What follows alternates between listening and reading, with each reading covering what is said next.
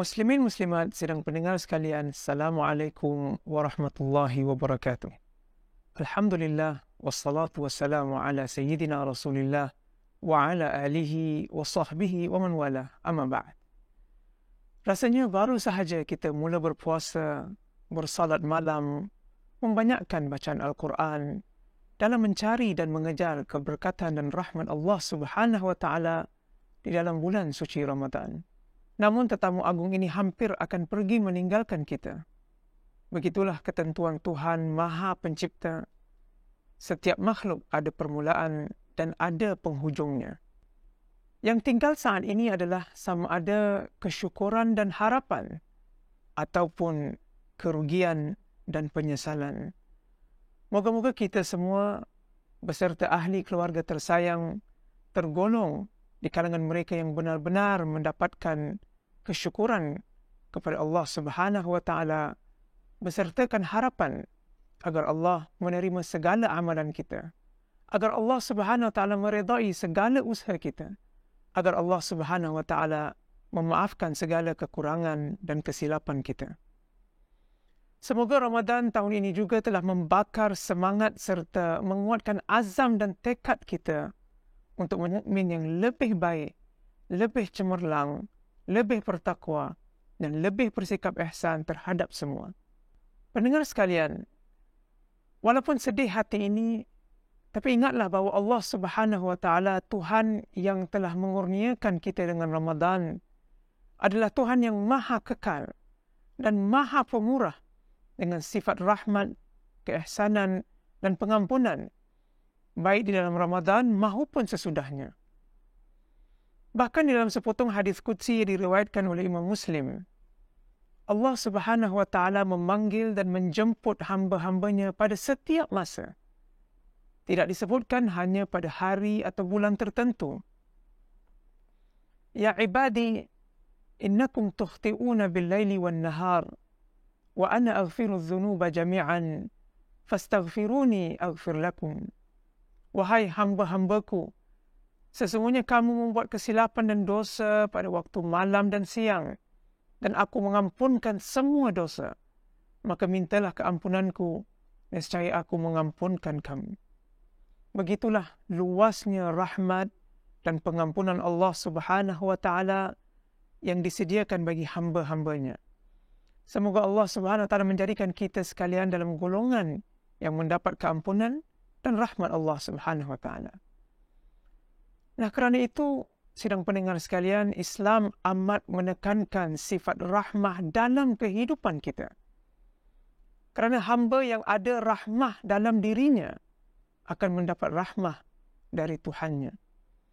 Bahkan sifat rahmah ini sangatlah penting dalam segala urusan sesama kita, di dalam menjaga hubungan satu sama lain. Bayangkan, ibu yang hilang rahmah terhadap anaknya, suami yang hilang rahmat terhadap istrinya atau istri terhadap suami, pemimpin yang hilang rahmat terhadap rakyatnya, jiran yang hilang rahmat. Begitu juga kita sebagai jemaah yang hilang rahmat terhadap masjid. Maka tatkala kita hanya memikirkan kepentingan dan maslahat peribadi dan kita tidak menghiraukan keadaan maupun kebajikan orang lain, akan rosak dan lemah masyarakat kita. Ramadan telah banyak memupuk sifat rahmah melalui pelbagai ibadat yang kita kerjakan bersama. Maka peliharalah sifat ini di dalam diri kita, sidang pendengar sekalian. Apatah lagi waktu kita beribadat di hadapan Tuhan yang penuh dengan sikap rahmah. Jagalah sekitaran kita.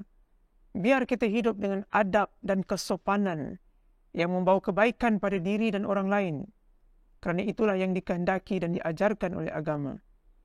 Kekalkanlah kebaikan yang telah kita pupuk bersama, khusus sewaktu melalui liku-liku ujian dan krisis pandemik satu masa dahulu, di mana kita mengamalkan sikap bertanggungjawab demi menjaga kesejahteraan semua.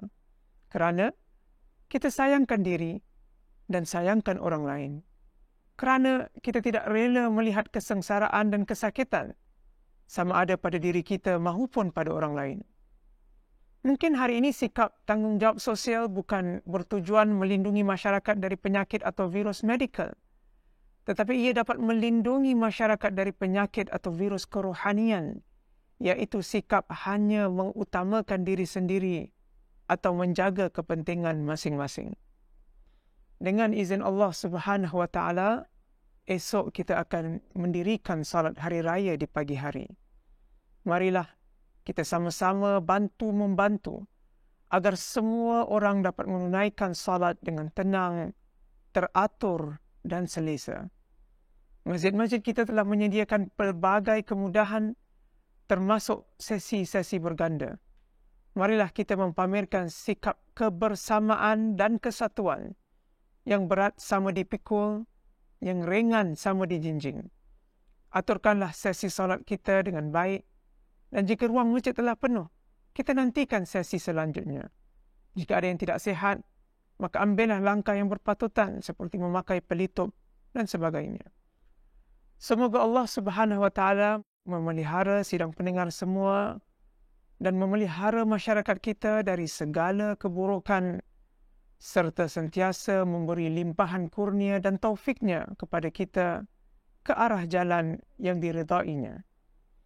Bersempena kesempatan Idul Fitri ini, izinkan saya mengucapkan selamat Hari Raya Idul Fitri. Taqabbalallahu minna wa minkum salihal a'mal. Dan mewakili kepimpinan dan warga kerja Majlis Agama Islam Singapura, saya menyusun 10 jari memohon kemaafan di atas segala kekurangan dan kelemahan serta memperbaharui azam kami untuk terus berkhidmat bagi umat Islam Singapura dengan sebaik-baiknya. Sekian, wassalamualaikum warahmatullahi wabarakatuh.